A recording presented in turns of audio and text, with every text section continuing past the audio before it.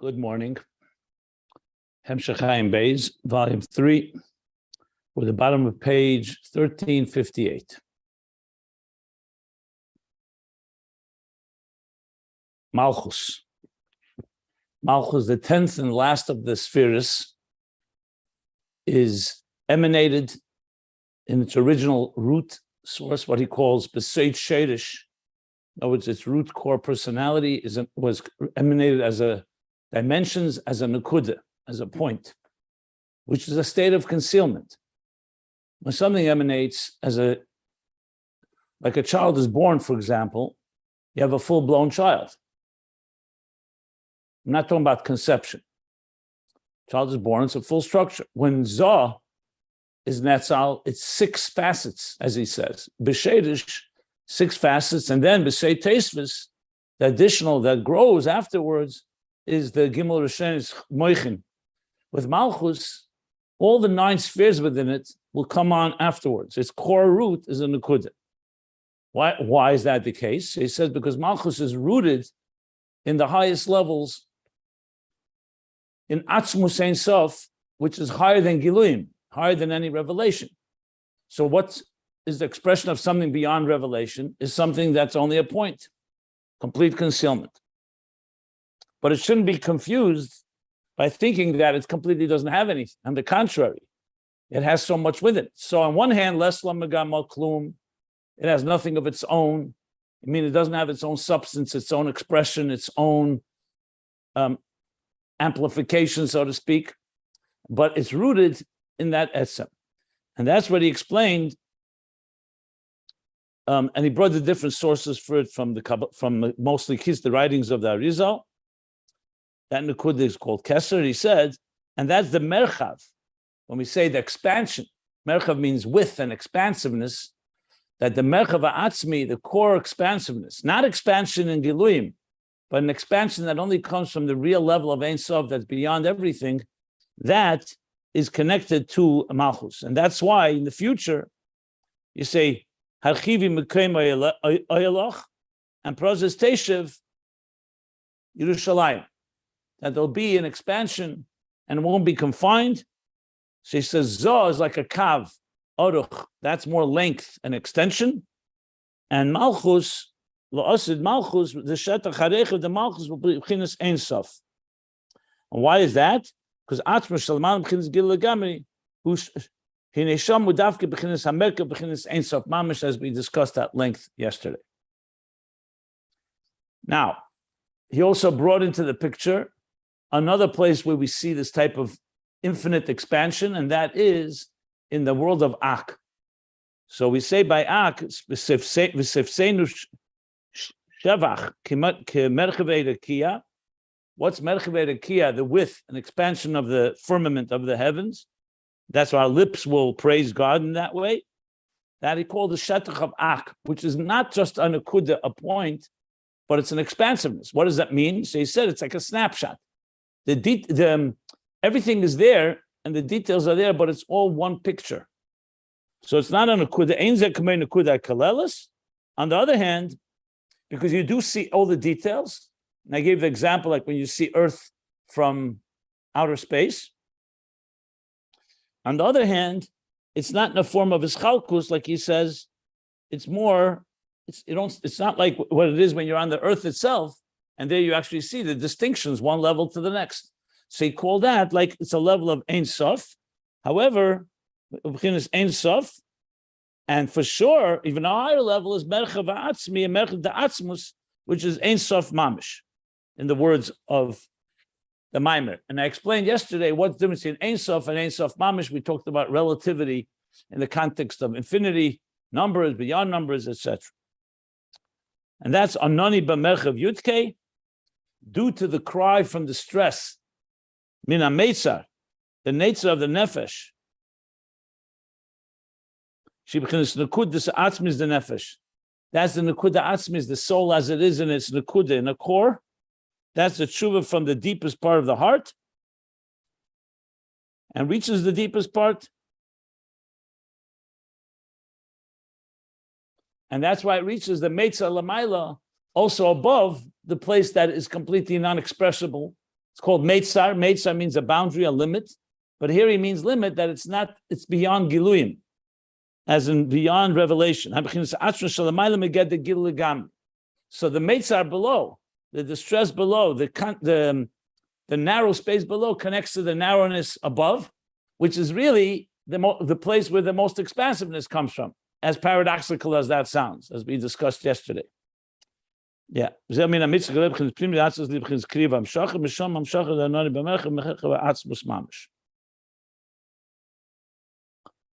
there's expansion in Giluyim, and there's expansion that comes from a place that's beyond any revelation.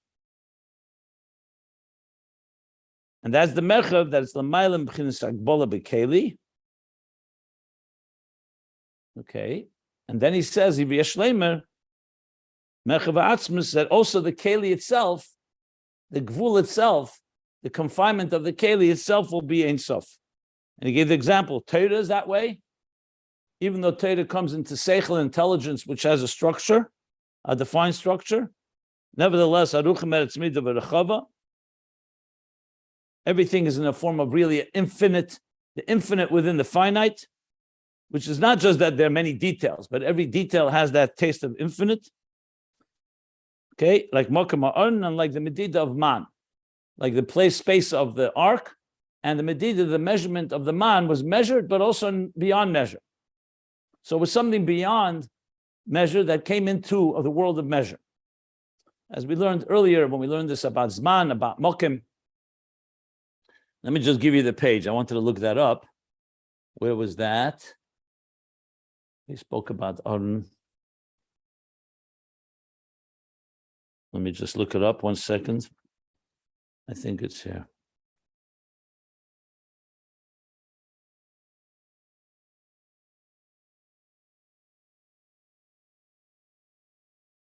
I think it's page 1324. He for sure said that there. Let me just see. Yeah, there was the man.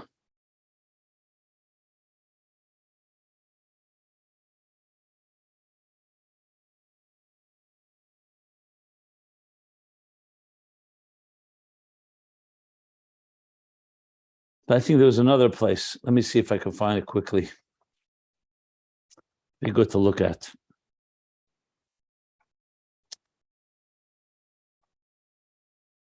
Teda. Where was the Teda in Makabel and Tuma? That's where it was.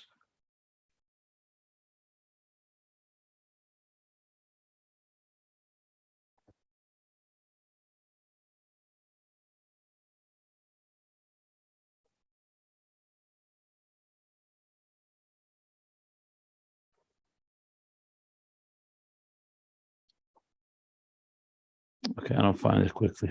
That's for sure. Oh yeah, here it is. Page 1345 and 1346. Yeah.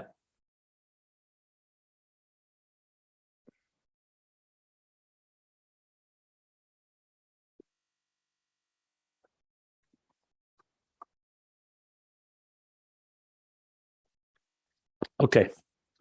Yeah. It says that the same thing is with Malchus. It's beyond Gilui, and from there comes that infinite expansion. And same thing with Malchus, it's an Akudah Be'etzem, because it's rooted in this level that's beyond Gilui.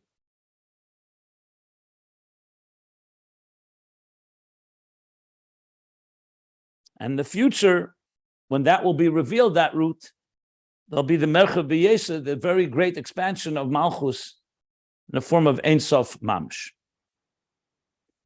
So that's Malchus, it's a Helam. Every Nukud is a Helam. Like the Zohar says, Shcheir Ani, I am dark and beautiful. So in the darkness, there's also a beauty because it has the capacity to expand, like he said on the top of the page, and stand face to face. Now, before we continue, let me just make something clear. We started speaking about it yesterday, but I want to clarify it. Very important. It's very tempting to just say, that in the future, Malchus will elevate, connect to the Etzem, the Helam Ha'atzmi, higher than all revelation. And it will be mashpia, like we said, in the Kevet Tesev of Gover, Eishes Chayla Teres Baila, Neshama Nizunis Minaguv, that the body and the Helam Ha'atzmi will feed the Gilui. Today, the Neshama feeds the body, and then the body will feed the soul, will nourish the soul. And that's that. But you have to remember that all the Giluyim, all the Eiris, are all also divine. They just have a different quality. They don't have that quality of Etzem that's higher than Gilui. But we should never forget that Gilui is critical, because the whole point is that we should experience it in the fullest sense of the word. And in our reality, if something remains concealed, even though we can explain that it's rooted in a place that's beyond revelation, like we said yesterday, intimate energy, that's still not the kavanah.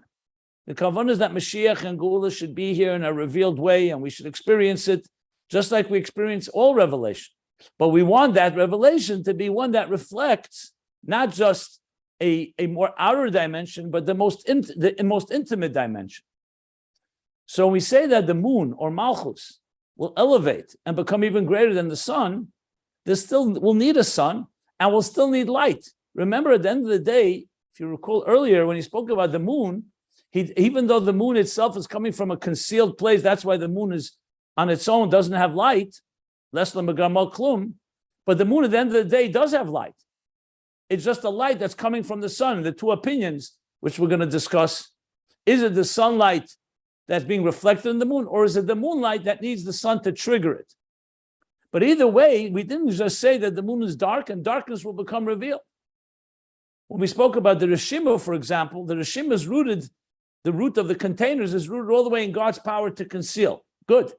But we also said that Rishima carries within it concealed the light that was there before the Tzimtzum, the light, not just the power of concealment. So the beautiful element here is that we really want both. And that's why light is still valuable, just different types of light. There's a light that comes like from the sun, that's ma'ira mashpia. So that's important because you need someone to transmit, like a teacher is teaching. And we spoke about the qualities of a mashpia, that the mashpia is a revelation. The mashpia is also comes from himself without effort, and it comes from within. Whereas a makabel is concealment, and makabel needs to be developed into a makabel. Like we learned the two ways a teacher forms and helps shape the student into a container. And it's not coming from himself, it's coming from something else, because the light part has to be generated from outside it. But it itself ultimately will shine. So that's why it's important to keep in mind that even when we're talking about the power of the Helam, it's Einoid, like I said yesterday, there's still Havayu Elikim. Even when we reach Einoid, which is the level that he said, Afilu b'chalol shalelam, that the very concealment itself is a divine force. God's power to conceal, there's also God's power to reveal. And we need both. And that's why they come together in a beautiful way. That's always important to keep in mind. One more thing before we continue. When he spoke about the moon, I just want to go back to one thing. He said like this. Where was it about the moon?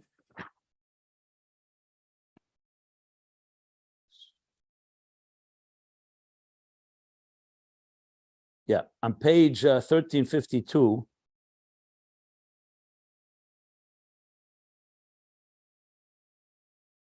He said like this. I just want to.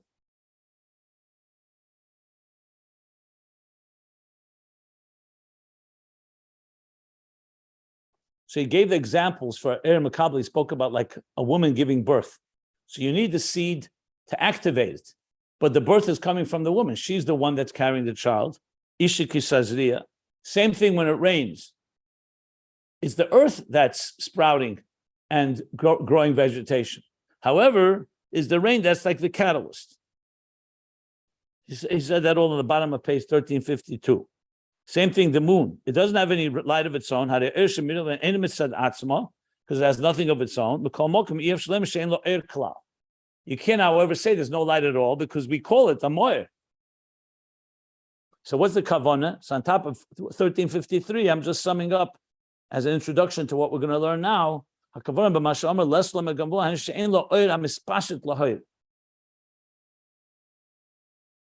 So this is an interpretation that I don't think he brings here, that the moon doesn't have any light of its own altogether. And any light it has is the sun that's coming through the moon. Even then, the moon affects the sunlight that it doesn't look like the sun. The moon has given it a moon-like look, but it's essentially sunlight. Well, I'd call it sunlight. It's essentially coming from the sun. The other opinion, which is what he's describing here, is that the moon also has light. However, that light cannot shine on its own. What kind of light is it? It's like the light in the side of a student that's able to receive. It's a different type of light. It's like the light of the mother, the woman who can conceive a child, but something needs to trigger it, just turn on the switch, so to speak. So he says, so when he said lesla magamal klum, there doesn't mean completely nothing. It means shein lo era mispashet laher. In the first interpretation, it means doesn't have anything of its own altogether. Here, it doesn't have an air that on its own to extend, to express itself, to radiate.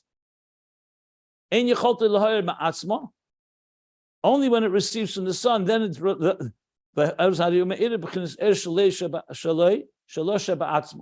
then the moon itself begins to shine like that. And he does say in the parentheses there, but that he doesn't negate the first interpretation because it also has something from the sun. So when you see moonlight, it really has two things. One is the light itself of the moon that was triggered by the sun, and then there's also the reflection of the sun in it. That's what he says in the parentheses. But it was changed in the sense it took on, assumed the way it shines, the way it looks like through the moon.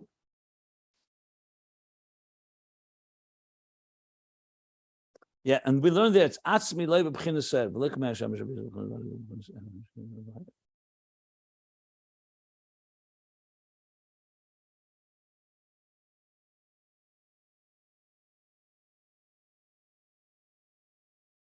yeah.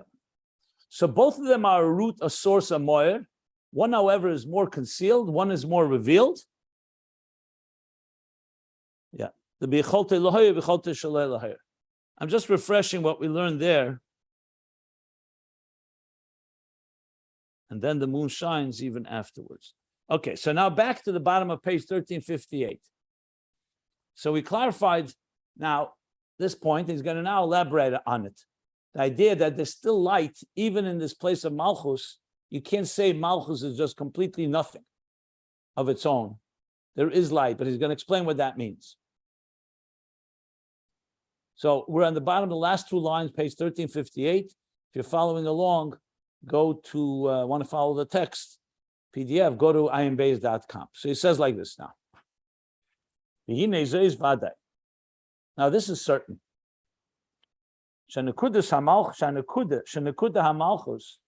That this point of Malchus that we've been learning about, the point, which is a concealed state, it has within it light. So don't think it means that it's completely devoid of any form of earth.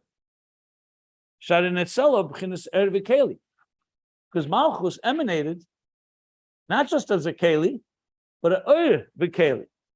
Every sphere has in it energy and container. Even if it's just a nakuda, even if you make just a dot, it still has energy in it. It still has light in it. It's just very concealed in the nakuda. So everything is ur and keli, including Malchus. The difference is Zah emanates as 6 facets, 6 urus in 6 kelim. The higher spheres are all 10 spheres emanate, 10 energies in 10 containers in Moichin. In Malchus, it's only a nakuda, only a point, Eirikeli.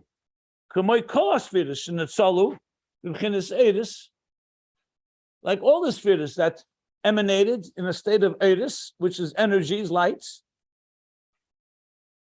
The same thing is the level of Malchus.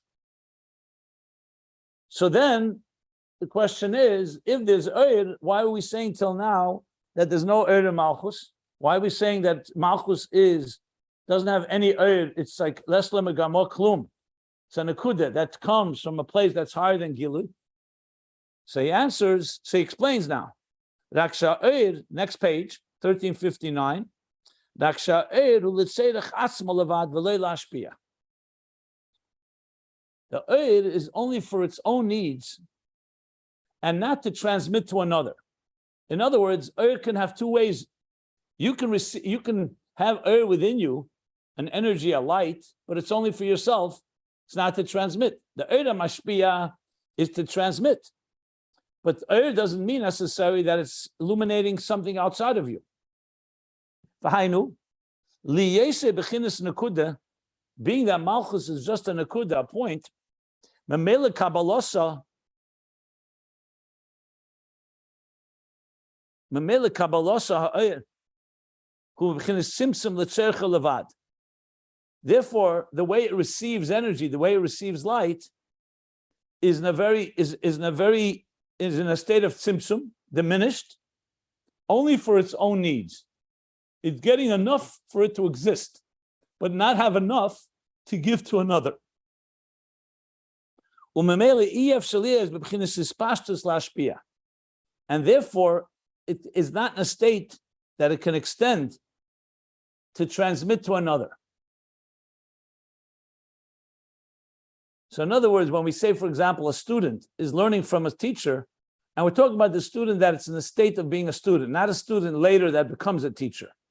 When he's a student, to say there's no Eir, if there was no Eir, he wouldn't have Eir HaSeichel. He has intelligence, he has a mind, and the mind is working, but it's working in a way to be able to receive from this teacher. That's all. He doesn't have in that state of being a student, which is the bittul, the empty container, like we learned earlier, of absorbing. He's completely in a state of absorbing. So his Eir is only to receive for himself. But he's not yet in a position to be able to teach to another. Very often we say, the teacher taught it to me, I think I understood it, but I'm not yet ready to teach it to someone else. So that's something, just as an example of an Eir la'atzmai, not lashpia. I have a few questions what this means, based on what we learned earlier. Why does he have to say it this way? Why can't he just say it's an atzmi that doesn't have any Eir in it at all? Which is what he said when I read before. That's what he said on the page on 1353. That's what he said. That it's atzmi v'loy Eir. But here clearly he wants to emphasize there's also Eir. Let's see where it goes with this. Okay.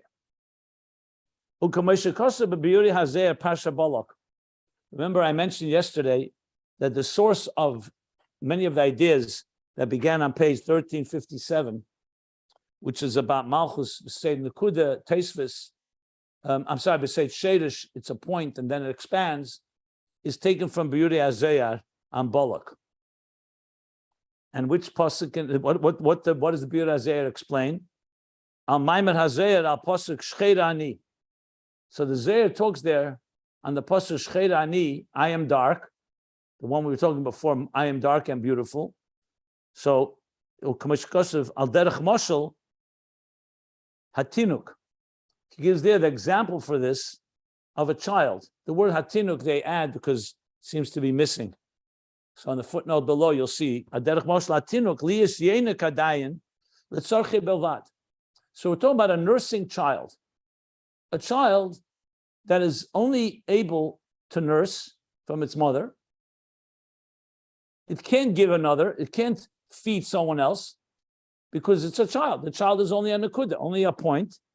So the yeshyena kadayin letzarche belvad. Ein yochel ashpia chayus u'mazon la'ached. So a child that's in a state of nursing is still in a state of nursing only for his own need to feed, be nourished. He's not capable of transmitting energy and vitality and sustenance umazon la'achedim to others. An adult or a child that's older can receive and also give. But at this point, it's only a nekuda. So Malchus in this state has Eir, but the Eir has Eir and a Keli, but the Eir is only for its own need because it's completely we're talking about Malchus in its initial state, like a child. We're not talking about a developed Malchus as Malchus begins to grow and begins to become more illuminated And we spoke about the liyas of Malchus. Malchus elevates and can become old. Malchus will become a mashpia, especially Lasid Love. But now we're talking about Malchus in its complete state of makabel. So there is Ayr, but like a child, it's only for its own needs. It's unable and incapable at this point to sustain and mashpia to others. And a godel, an adult who's mashpia, that transmits chayis, vitality, umozin, and sustenance and food, lacherim, the reason for that is because he has much more than just what he needs on his own. If you gave an adult just a morsel of bread that barely is enough for him to survive on, he obviously can't give that either to others. But the gadol has much more than that. He has more ribui mazon, yeser, more than what he needs on his own. So therefore, he's able to be mashpia. Now, the truth is he's able to mashpia because he's also in a state of mind like that. But in the context, even on a physical level, when it's a nakuda, when something's just a point, you barely have enough to survive yourself. You have enough to survive, to exist. The minimum energy is there in Malchus. In a gadol, he has a lot more than a nakuda, and therefore can be mashpia to others. Ukaboy came b'seichel. So that was an example, for a human example, in feeding and sustaining ourselves and others. The same thing we find in seichel, in intelligence, when you're mashpia seichel. When a person understands intelligence and a theory, b'tzimtzum, in a diminished way, he understands it, but it's very limited. It's like a beginner who's beginning to learn something. You can't say they don't know anything, but they understand it b'tzimtzum. Rak kafi hasoge hachitzenius. He only understands it like in a superficial way, according to the understanding on a surface level, chitzenius. So a person who just began to learn something on a surface level, when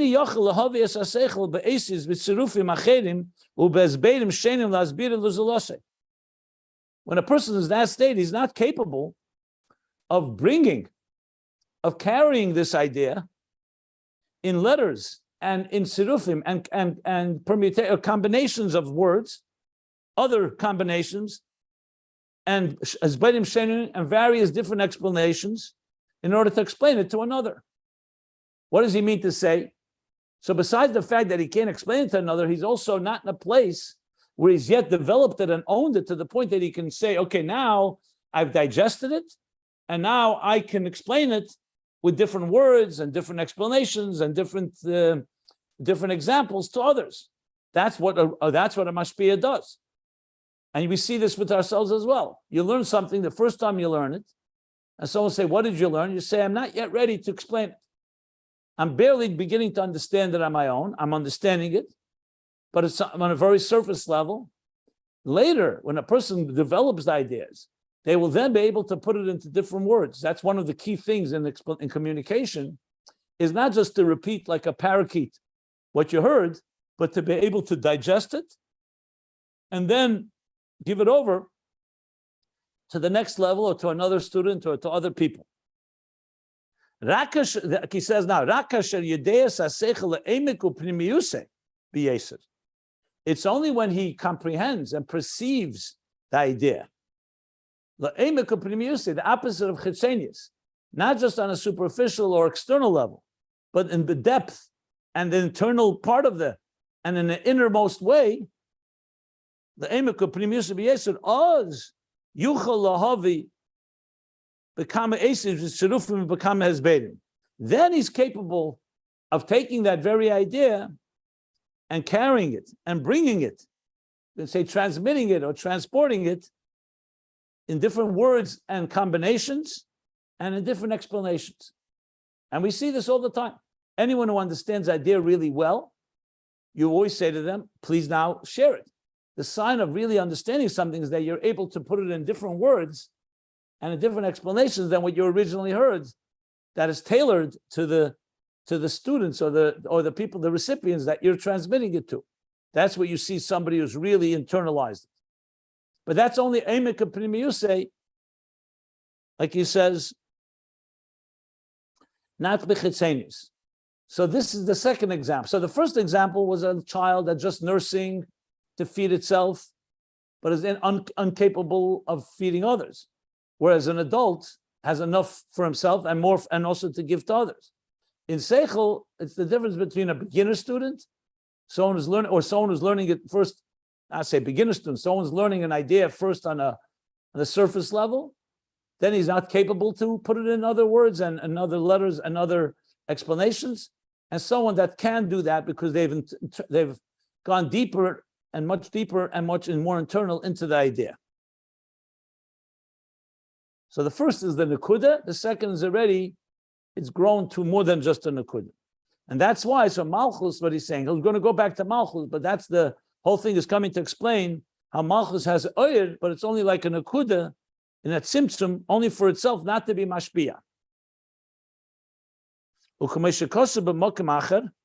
me stop here if anybody wants to ask anything. Let's stop here right now. Any questions? I think it's pretty clear.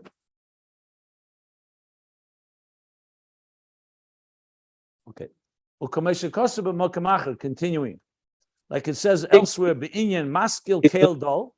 I think he's not talking about the Helem Atzmi. He's talking now about the Malchus as a part of the 10 spheres. Who suggested he's talking about Helem Atzmi? No, because before we spoke about the Merchav Ha'atzmus, the whole entire, he's not talking about this now.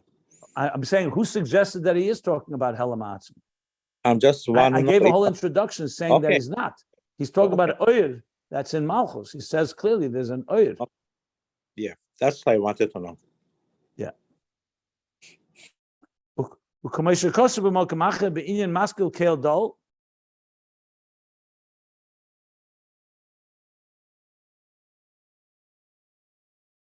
Okay, so Kale Dol is an interesting expression. Dol is always referring to an oni, a pauper, something that is lacking. So this is how they explain it. The b'chinas hashpos hayisoid shebeseichel. The hashpah of yisoid shebeseichel b'chinas maskil. That's maskil. Mokar haseichel dafke.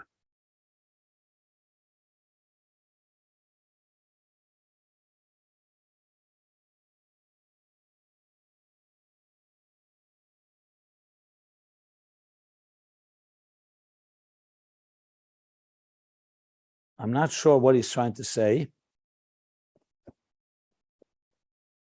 but it's the end of the previous idea. I think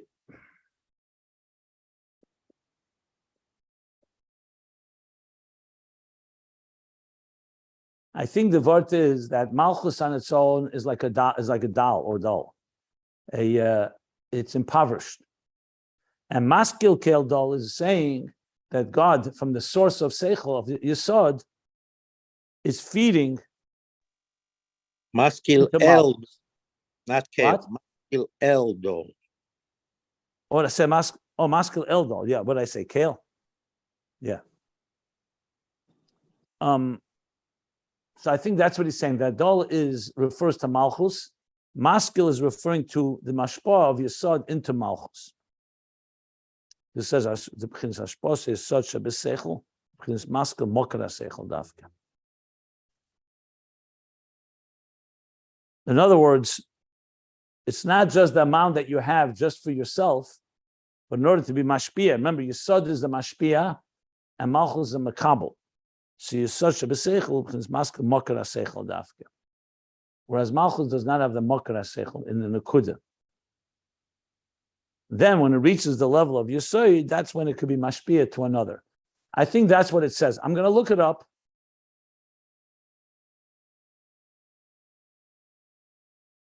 But I think that's what he's saying. Okay. Which is consistent with what we learned. So we understand why Malchus is an akuda, but it has oyer, like it has oyer. However, the oyer is in a very diminished state, only enough to give it sustenance and life, not for it to be mashpia to other. We're talking again, Malchus in its initial state, the way it was emanated. We're not talking about through avoda, because remember, les lamagam klum, we said, has nothing of its own. So he's explaining it has a minimal for its own sustenance, but it doesn't have enough to be mashpia. Through avoda, we're going to learn that Malchus builds, and we tikkun Malchus, binyan Malchus, aliyas Malchus. We're not talking about Malchus as it's developed. We're talking about its initial original state. Just keep that in mind. It's a very important point. Okay. And furthermore, or additionally, Rebbe Rashab is adding something more. Again, this is from, if I recall correctly, this is all from the Beauty HaZayar. Beauty HaZayar, and maybe the Maimer, no, not the Maimer, not the other Maimer. The Maimer Pesach HaMatzah I mentioned is more about Lesla Megamol Klum, the two interpretations. This is all the Beauty HaZayar. So he says like this now. And furthermore, or additionally, the B'chinas Nekudas HaMalchus Liyesin Nekuda HaShroshis Shenetzala Me'erein Sof HaMaitzil. Being that it's Nekuda HaShroshis, it's a root point. It's a point in its root that emanated from where? From Erein Sof HaMaitzil, from the infinite divine light of the emanator, the source. So till now we've been talking about the Nekuda being a Helam, and since it's a Helam, the Nekuda, it's coming from a place that's higher than Gilui. Now he's added that it also has a Gilui, but the Gilui is only for itself, not to be Mashpia. Now he's saying there's another thing. Malchus, at the end of the day, is one of the spheres, and it's a sphere that it's in the Nekuda. Use again the words he uses, interesting. Yes, in the Nekuda Hashrosish, a Nekuda, a root point that emanated from the Maitzil, so it's connected to its emanator. How do you dvuka be'erein sof ha'maitzil? It's attached to erein sof ha'maitzil, that this point that it emanated is connected to its source. L'kabla sa'er v'hashefa ma'maitzil elyon baruch hu. To receive the energy and the flow from the emanator. Even though it's a Nekuda, but it's still connected. It doesn't say anywhere that Malchus is disconnected. Just like all the spheres are connected. It could be Malchus even more connected, but he's saying clearly it's connected. And when something is connected to its source, there's the rule, that when you're busy, when it's busy, lemivla, to have law, to absorb, leipolit, it cannot exude, it cannot give off. In Aramaic, polit means lahitzi, lahamshich, and lemivla means like havla, to swallow, to absorb. So the Gemara says, this is the din mechulin in halacha, that there's certain foods that are absorbers. They absorb. So he says there, things that absorb, regarding kashas, there's certain elements, there's certain foods that absorb something, but they don't, if something else mixed with it, you don't say, for example, salt, I think is a good example. Salt is an absorber. So if something, let's say salt absorbed something that was not kosher, or something impure, and something touched that salt, so there are opinions that the thing that touched the salt will not be affected by it. Because the salt, while it's busy absorbing, it's not exuding. There are other foods or other items that are exuders, and therefore they, whatever touches them, like for example, oil and other things, they absolutely affect whatever they touch. I have to look at the Gemara again for the examples. But the point is, the statement is that when something is in a state of receiving and absorbing, it's loy polit. There's also the expression the other way around. Either the torid lepolit loy mivla. Something busy exuding does not absorb. You know, I use this example with chazara. That is chayzrim, when you're busy absorbing what the Rebbe said, you're not in the place of processing. When you're listening, you shouldn't be speaking. When you're speaking, you can't be listening. So the point is, since Malchus is in a state of Kabbalah, the Kabbalah sa'er v'ashefa ma'maitzil, like a student that's completely absorbed with its teacher, and that's the Nekuda Ashrashis of Malchus. So while it's busy, but either the Torah Lemivla, while it's busy absorbing, it can be exuding. can be mashpia, like we just said.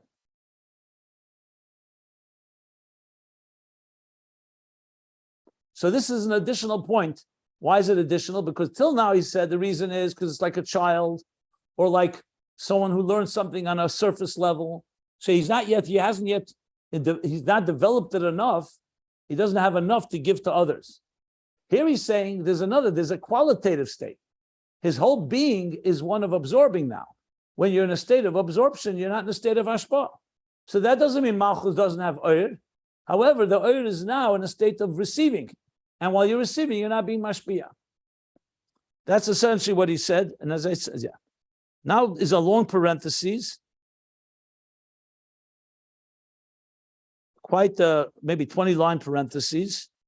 I'm just seeing, I just want to see what it says after the parentheses. After the parentheses, he explains, Va'adarabba hatir de lemivla de nekudas hamalchus subchinas aliyah v'iskalus. Okay.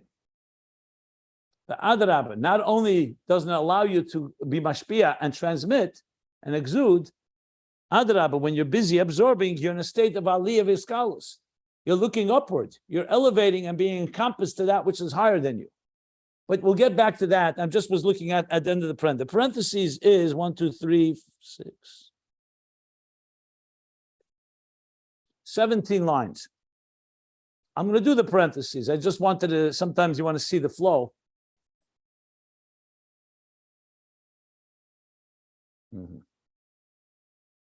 But before I go to the parentheses, any questions? So this is the va'odzes, that while it's busy absorbing the nekudah of Malchus.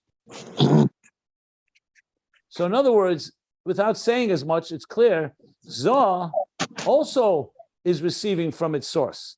But Zah has become a full entity. Zah emanated as 6 facets. In Zah, Chesed, Gvura, Teferes have a role to play. Chesed cannot say, hey, I'm not going to give. Chesed, kindness, because I'm busy absorbing from my source. No, you were created to give. The Shemesh cannot afford to say, I'm busy absorbing from God.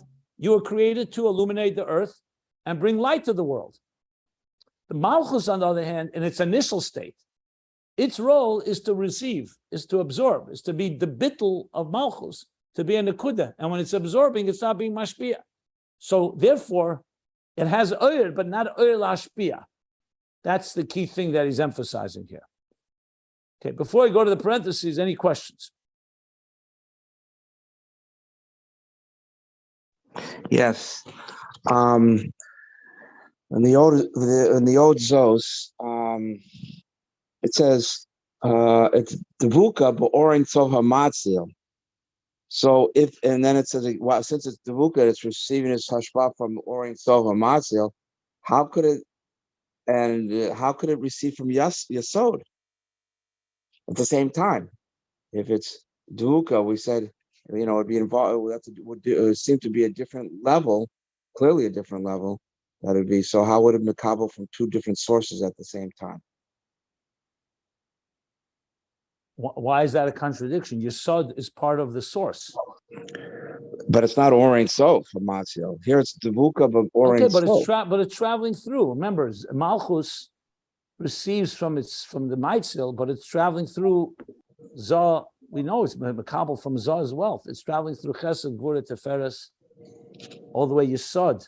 Like, let's say you talk about the birth, the mother and father, female, male. The woman receives the seed from Yesod, which is the Zachar, the husband, and that gives birth and conceives in Malchus.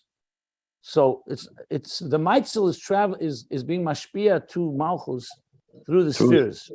Oh, okay. So when it says Devuka Borans of Hamatzil, as it is transmitted through the sphere through Yesod into it.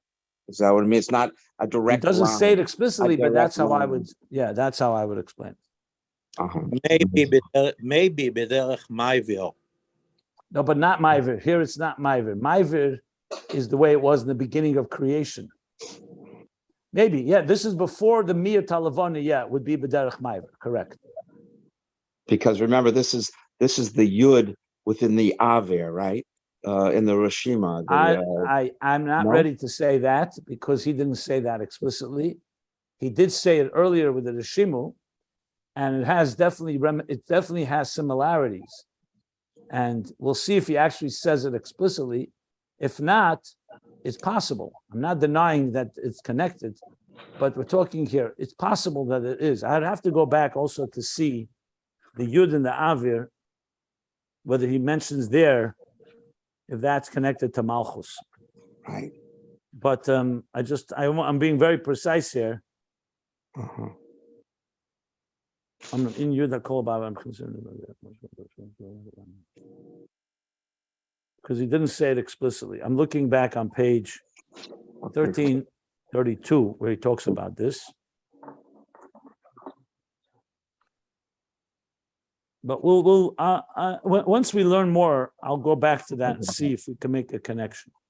And the second question I had is... Well, there's no question that the Rishimu has both an element of Helam Atzmi, and it has within it also, that he said explicitly, and that sounds very similar to what he's saying here about Malchus. So it's not a far stretch to say that the Yud of Avir is like the Oyer within the Malchus. I'm just saying he didn't say it explicitly. That's all I'm saying. So I'm not denying that it's very clearly very similar. But I always like to be precise, and I also want to see what exact level is which. But we haven't finished here, so there's more to speak about Malchus. But then I'm sure it'll become clear the connections to things we learned earlier. I see. That you mean it's possible? It's not. It hasn't been explained yet, but it's possible that or within Malchus, that minimum or that sustains it like the Ur that's concealed within the Rishimu from before the Tzimtzum, yes, is similar to what he's talking here about the Ur within Malchus that just for itself. Right. But I'm not positive because I don't know if you can just equate Malchus and the Rishimu easily. I don't know if they're synonymous. I see. So we'll see. Let's just keep it open. As I said, that there's a similarity to the concept, and that there's the concept that in the Helam there's also for sure. But I'm careful not to spell it out like, is it a definitive level like that? We'll see. We'll see where we go with this. And the second question was... He may say it explicitly, to be honest. Right. I don't... Interesting. For all I know, he'll say it and connect the two, which would be great. I don't recall that's the case, but maybe, we'll see when we read it closely. Go ahead, the second thing? The second question was, like you were saying that, like the sun, that it also gives off, but there's like compared to the Zah, the sun, Right. it's mashpia.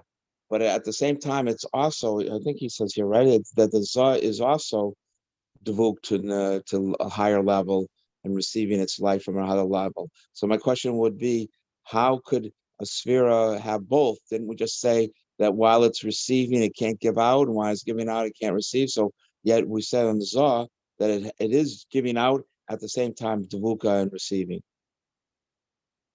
Eliezer, I commend you. This is what the parentheses is going to address. Oh. Read the first line. V'yadua, the kamoy kenu b'kol asfiras d'atzilis. He's going to address this directly. Okay. That all the spheres of Atzilus are essentially connected and attached to their mitzvah. Now, I don't want to speculate what he's going to answer, but you can assume that when the sun was created, the sun is also bottled to God, but God wants it to be a mashpia, and therefore it has to give off light. Malchus has the so-called, the virtue that it can afford, since it's only an akudah, to just remain attached to its source. But let's see how he's going to explain it. Okay. But he's going to address this, yes. And if he doesn't, we'll address it. But he clearly, you see right here, this is all the spheres. Yashlemer, he's going to explain the difference between the busy absorbing of the spheres in contrast to how Malchus absorbs from the Mitzvah. Okay. That's the parenthesis. Okay. So good. So saying that the Malchus... Sometimes I say to you that you bring the subject from a different mimer and it's not relevant here. I have to tell you when you are talking about something that's directly here, I also want to acknowledge that. Thank you. So saying that the Malchus is Torid Lemivla, so that means that there is no oil there. It's not like the other spheres, or or what? So far, it sounds like he's saying that, well, it's busy, like he said with the example of the child and the student, that when you're in a state of just receiving, so you have oyer in you, but you don't have the capacity to give it off to another. So there's, like he said on the top of the page, it's oyer, but it's only l'tzarcha levad v'lo lashpia. That's what it sounds like he's saying here in the V'oidzos as well. Why do you have to say that there is oil b'chlal? But other spheres, you have. Read the bottom of the last page. That's the Rebbe Rashab's words. That's certain shenikudas hamalchus yesh ba'oyer. You want to ask why he says that? The answer is very simple, because there's no existence without oyer. A keli without oyer is like a dead body. It would be like something that exists but is dead. It's like a corpse. So all the spheres have oyer and a keli. The question is what role the oyer plays. And in Haskalah, the reason is, like I said earlier, because the Eibishter wants Gili at the end. He doesn't just want pure Hela. He doesn't want just a total concealment. Even though concealment reveals to us, no pun intended, ironically, it reveals to us a point that's higher than Gilui, but the Eibishter wants Gilui. That's why the whole Shtalshlus is everything is through Eir Ein Sof. Even the Milo of the Keli comes through Eir. Even the Reshimu, at the end of the day, came after there was Eir Ein Sof. So everything is ultimately needs Eir in it. Question is what role it plays. Right now we're talking about an Eir HaMakabel. That's what he called it earlier, an Eir that's in the state of receiving. And therefore it's not Lashpia. But that doesn't mean there's no Eir.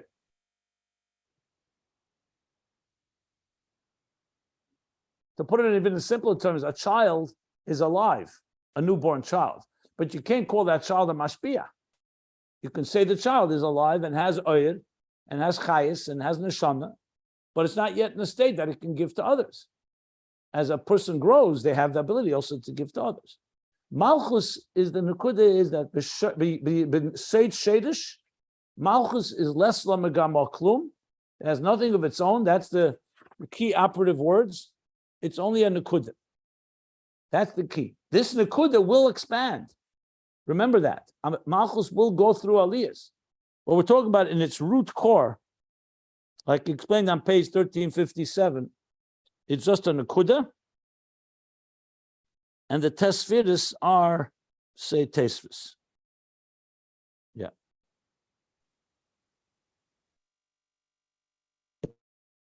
And the reason is because it's mimushresh in Atzmus Ein Sof that's higher than Gilui.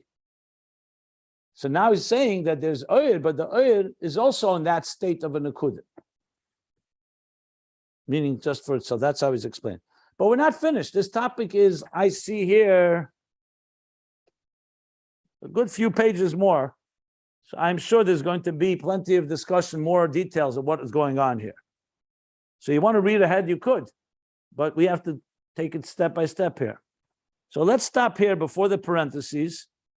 I'm middle of, top of the third page, first third of the page, 1359. And we'll continue the parentheses tomorrow.